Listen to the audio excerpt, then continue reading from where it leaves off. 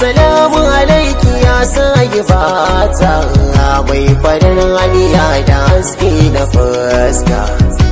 Dalili ne ya kawo ni gare ki dan kina da abin da zuciya ta dauka.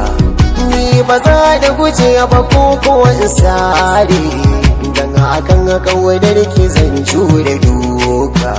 Ni a gona yanzu kin zarce yar kowa, idan na samu ki ai na kwashe haraka. Na datsa harshe na wajen furta kalmar da za ta sani da ke mukullo alaka. Ba zan yi kuka ba inda ga daga ki, aminiya ta kuma abinci na doki. Yarinya mai kyawu, yarinya mai kyawu, yarinya ina san ki ne. Yarinya mai kyawu, yarinya mai kyawu, yarinya ina san ki ne.